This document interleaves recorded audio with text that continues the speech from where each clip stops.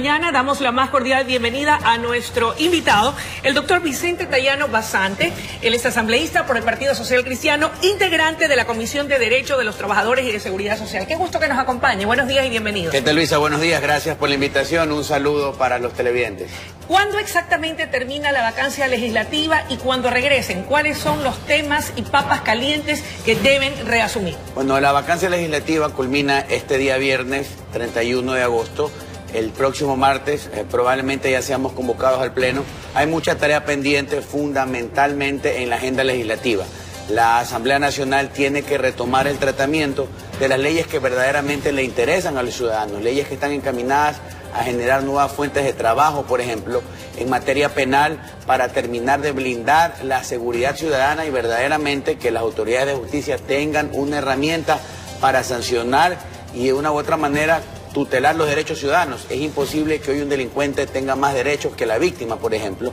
Y en materia de fiscalización hay una gran labor pendiente que la Asamblea se encuentra en este momento ejecutando. Dígame una cosa, en cuanto al tema de reforzar o blindar de alguna u otra forma la seguridad, de garantizar la seguridad de los ecuatorianos, el Partido Social Cristiano presentó un proyecto de reforma a la ley. Específicamente, ¿a qué se refieren y de qué manera se puede salvaguardar el interés del colectivo, que es el poder tener seguridad? Bueno, ante una realidad, Luisa, que es indiscutible, en razón de que lamentablemente los victimarios tienen más derechos que las víctimas, que los delincuentes ingresan y salen de la cárcel como que si fuera su casa.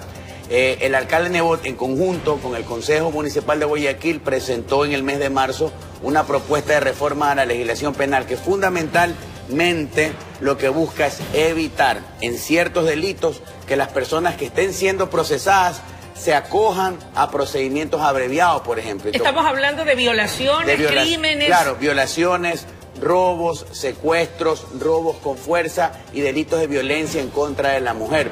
Temas importantísimos y que las estadísticas establecen que lamentablemente cada día se van incrementando. Por lo tanto, es necesario otorgar una herramienta cierta a los operadores de justicia para que no se garantice impunidad, pero fundamentalmente que quien cometa una infracción no se acoja a procedimientos abreviados. Por ejemplo, si robó y en lugar de tener hasta 3 años de pena y acepta, esté solo 1 año en la cárcel, o que se apliquen medidas alternativas, medidas que suspenden la cárcel, que suspenden la prisión preventiva, y estos ciudadanos regresan a las calles lamentablemente a seguir delinquiendo. ¿En qué estado se encuentra esta propuesta liderada por el alcalde Nebot, por un lado, y si tiene o no el consenso al interior de la Asamblea? Fue un proyecto que se presentó con el respaldo de 82 legisladores. En este momento se encuentra siendo tramitado y discutido por la comisión pertinente, que es la Comisión de Justicia y Estructura del Estado. Esperamos que el tema se destrabe y este año podamos tener los 2 debates en la Asamblea Nacional precisamente para poder aprobar la ley. Hay un tema importante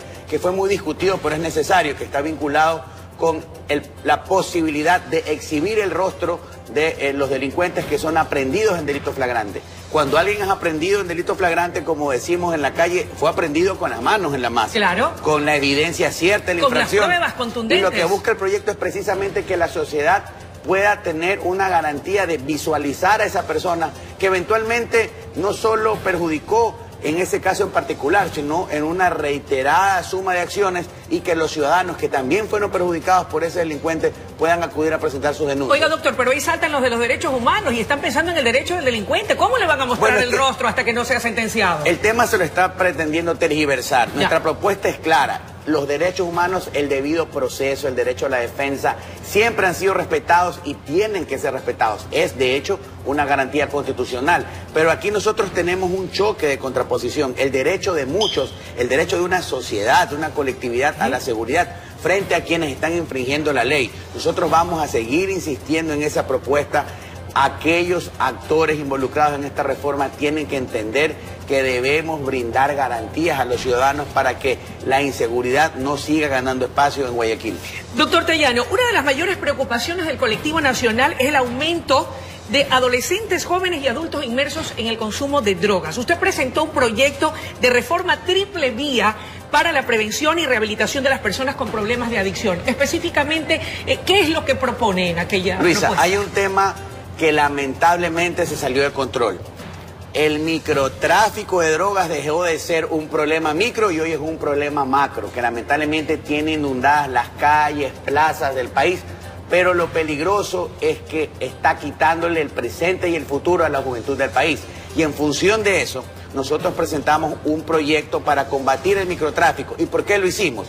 Desde el año 2013 se aprobó una tabla que permite el porte de determinadas sustancias estupefacientes, en buen romance drogas, en ciertas cantidades pequeñas.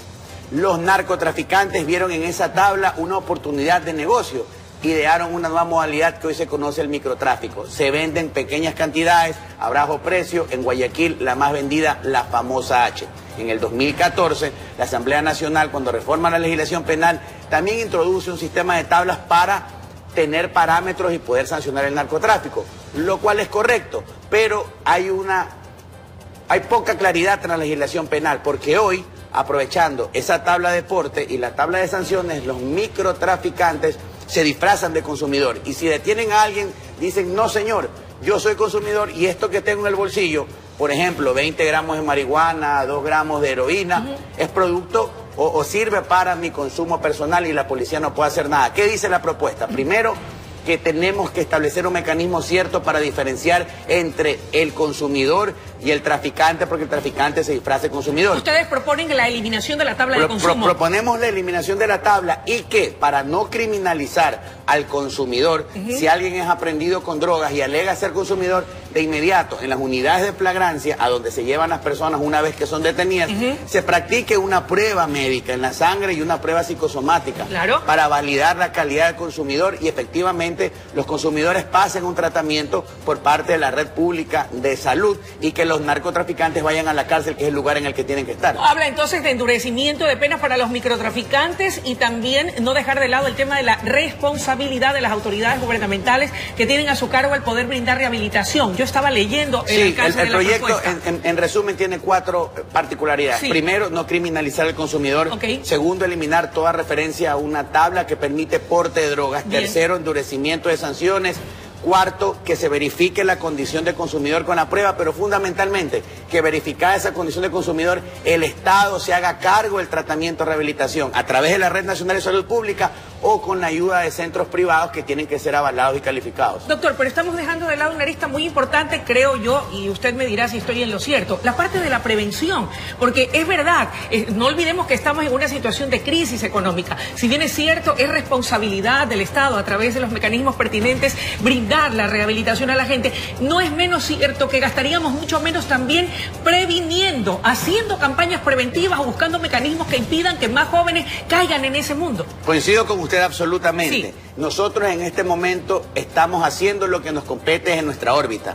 Pero tenemos que ir más allá. Todos los actores, el gobierno central, la Asamblea Nacional, la policía, el Ministerio de Salud y el Ministerio de Educación tienen que construir una verdadera política pública para combatir las drogas. Y esto implica mucho trabajo en prevención, nuestra propuesta legal, la herramienta necesaria para sancionar y para no sancionar al consumidor, además para diferenciar quién sí es consumidor y quién no, y fundamentalmente el tratamiento.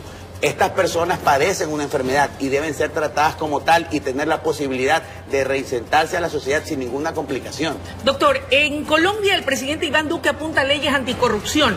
¿Cómo estamos o cómo avanzamos en ese sentido aquí en el Ecuador? ¿Han recibido ustedes alguna propuesta formal por parte del Ejecutivo que esté siendo promovida por ellos o tienen ustedes alguna iniciativa en ese contexto? Ya en la Asamblea Nacional nos encontramos debatiendo precisamente un cuerpo legal que vaya a brindar herramientas efectivas no solo para combatir a la corrupción, sino también al tema que es consecuencia de la corrupción, a llegar a poder recuperar el dinero que se han robado, porque eso es importante.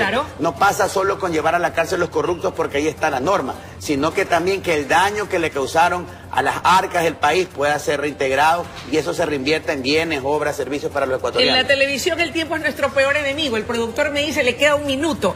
Siendo usted perteneciente a la Comisión de los Derechos de los Trabajadores, se anuncian movilizaciones por parte de estos en rechazo a las medidas económicas recientemente adoptadas por el Ejecutivo.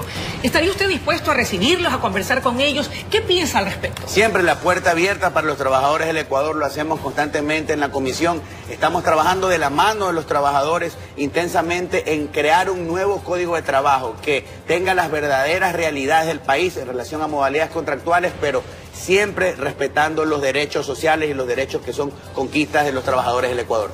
Bueno, esperamos tenerlo nuevamente en otra oportunidad a efectos de poder seguir conversando respecto de estos temas coyunturales al seno de la Asamblea. Gracias, Luisa. Amables televidentes, ha sido la intervención del doctor Vicente Tallano Basante, asambleísta por el Partido Social Cristiano, comentándonos aquellos temas pendientes y que son coyunturales e importantes, serán tratados a partir de la próxima semana en la Asamblea Nacional. José Luis Arévalos tiene más información para ustedes.